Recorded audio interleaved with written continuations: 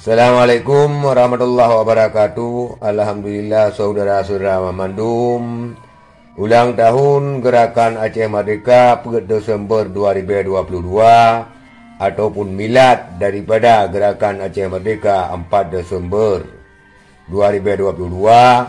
Ka berlalu padin-padin uro yang kau likut, dan sangat tak sayangkan masih saja terjadi insiden-insiden ketika penarikan bendera, pengibaran bendera bulan bintang lah sekalian.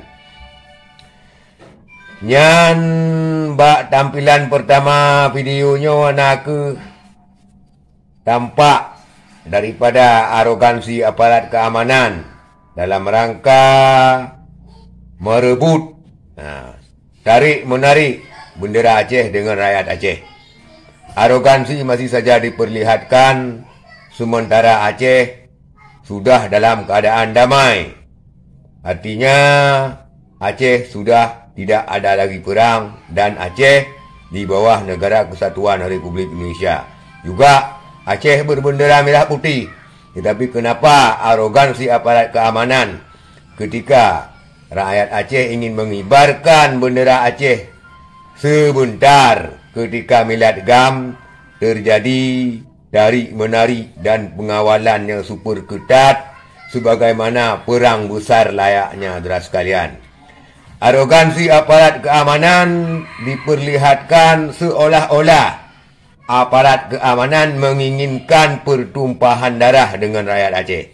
Seolah-olah aparat keamanan dan pemerintah menginginkan Aceh kembali ke dalam perang sehingga dijadikan sebagai ladang tempur daripada rakyat Aceh sebagai pengujian ladang tempur mereka, saudara sekalian. Dapat kita lihat di mana rakyat Aceh sudah mengakui dan semuanya mengakui melalui perdamaian mengakui bahawa Aceh di bawah NKRI, bahawa Aceh berbendera merah putih, dan khusus untuk daerah Aceh di samping bendera merah putih ada bendera Aceh. Sementara bendera Aceh belum selesai direvisi, sebenarnya biarlah rakyat Aceh mengibarkan bendera karena tidak selamanya dikibarkan, hanya sebentar. Tetapi aparat menunjukkan rasa arogan yang berlebihan, saudara sekalian. Itulah, saudara-saudara sekalian, demi pangkat mungkin rakyat akan menjadi korban. Saudara-saudara sekalian, di Masjid Raya Baitur Rahman dikibarkan bendera Aceh.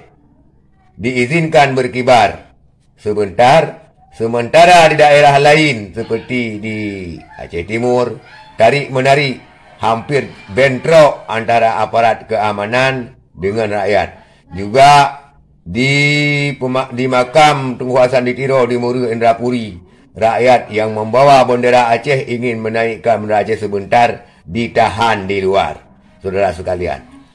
Saudara-saudara sekalian, seharusnya pemerintah bijak menunggu revisi daripada undang-undang pemerintahan Aceh. Biarlah rakyat Aceh mengibarkan sementara saja, bukan untuk selama-lamanya, dan bukan untuk menampakkan arogansi seakan-akan menjadi aparat keamanan sudah hebat, seakan-akan menjadi polisi bersenjata sudah hebat. Itu menampakkan arogansi yang berlebihan dan menginginkan rakyat Aceh sebagai ladang tempur. Artinya menyeret-nyeret rakyat Aceh kepada pertempuran ataupun kepada perang baru.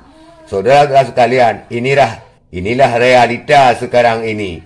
Rakyat Aceh tidak dihargai sedikit pun dan MOU tidak ada harga sedikit pun. RTG mu ube pade hanayum, saudara sekalian. Maka saudara sekalian, nyanban fenomena yang terjadi gino, fenomenanya melebihi sang-sang daripada penjajahan bak masa Belanda, saudara sekalian. Maka sekian, terima kasih. Assalamualaikum warahmatullahi wabarakatuh.